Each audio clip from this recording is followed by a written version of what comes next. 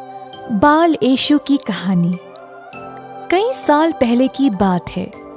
नजारत नामक एक नगर में एक जवान बालिका रहती थी जिसका नाम था मैरी। मैरी एक साधारण लड़की थी, अपना काम काज करती थी, सबके साथ उसका दयालु व्यवहार था और उसके मन में हमेशा प्रभु का नाम रहा करता था। एक दिन सफाई करते समय मैरी के सामने एक देवदूत प्रकट हुआ। देवदूत ने मैरी से कहा कि भगवान उससे प्रसन्न है और उसको एक प्रदान देने वाले हैं। मैरी आश्चर्य रह गई। वो ना डरने की कोशिश कर रही थी क्योंकि उसने कभी कोई देवदूत नहीं देखा। मैरी हमारी तरह एक साधारण लड़की थी ना। देवदूत उसके पास क्यों गया? उसको क्या चाहिए था? देवदूत ने मैरी को भरोसा दिलाया। डरो मत मैरी, ईश्वर तुमसे बहुत प्रसन्न है और तुमको एक पुत्र का प्रदान मिलेगा जिसका नाम होगा यीशु। मैरी परेशान हो गई। वह अभी कंवारी थी और उसका विवाह जोसेफ के साथ अभी नहीं हुआ था। फिर उसको बच्चा कैसे होगा? देवदूत ने फिर से मैरी को भरोसा दिलाया। चिंतित ना रहो बालिका, ईश्वर के चमत्कार से तुम्हारा बालक परमेश्वर का पुत्र के नाम से माना जाएगा। मैरी को यकीन नहीं हुआ और उसको समझ नहीं आया कि वह क्या बोले। उसके कदम डगमगाए और वह अपने घुटनों पर गिर पड़ी। जब वह बोल पाई उसने कहा, मुझे प्रभु पर पूरा भरोसा है और उनका ये प्रदान मैं स्वीकार करती हूँ। देवदूत गायब हो गया। मेरी ये खुशखबरी जोसेफ को जल्द से जल्द देना चाहती थी। कुछ ही देर में जोसेफ तक ये खबर पहुंच गई थी कि मैरी अब गर्भवती है। जोसेफ थोड़ा व्याकुल रह गया, परंतु देवदूत उसके सामने भी प्रकट हुआ और बोला, जोसेफ, मैरी को अपनी धर्म पत्नी के रूप में स्वीकार करने में संदेह नहीं रखना।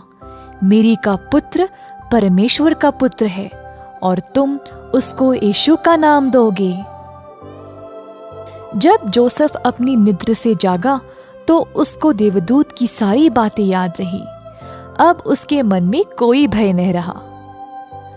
उन दिनों परिवार में जितने भी लोग थे सबका हिसाब रखा जाया करता था।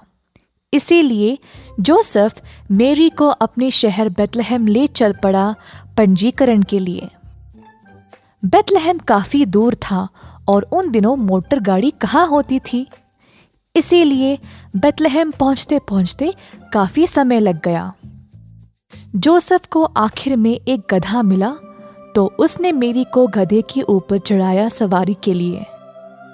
मैरी को बहुत थकावट हुई क्योंकि वह जल्द ही बच्चा जनने वाली थी।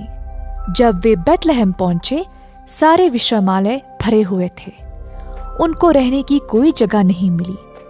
आखिर में एक आदमी ने उन पर तरस खाया और बोला, मेरे पास एक जगह है, कुछ खास नहीं है लेकिन रात बिताने के लिए सुरक्षित और आरामदायक है। मैरी और जोसेफ ने देखा कि वह जगह एक कोठार था जहाँ पे कुछ कृषि जानवर थे। कुछ गधे, गाय और मुर्गियां भी थे। मैरी और जोसेफ शुक्रगुजार थे कि उनको कम से कम रहने की जगह तो मिली। अंदर काफी गर्मी थी और लेटने के लिए घास भी था।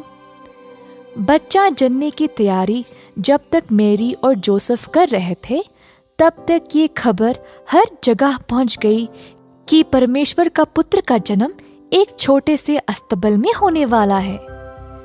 चरवाहों ने खबर सुनी और बच्चे को देखने के लिए अपने भेड़ों के साथ चल आए।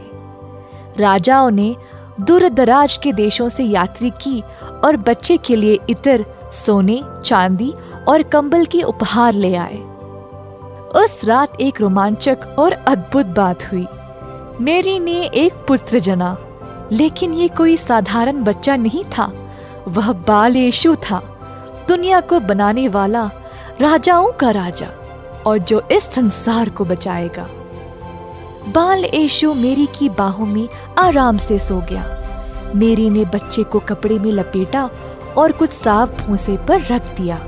राजाओं और चरवाहों नजारा देख ही रहे थे जब मेरी और जोसेफ की भी आंख लग गई। वे इस विशेष शिशु को अपने परिवार का हिस्सा बनाने के लिए बहुत प्रसन्न थे। ये थी बाल यीशु की कहानी। उम्मीद है आपको पसंद आई। इस वीडियो को जरूर लाइक करिएगा। Merry Christmas.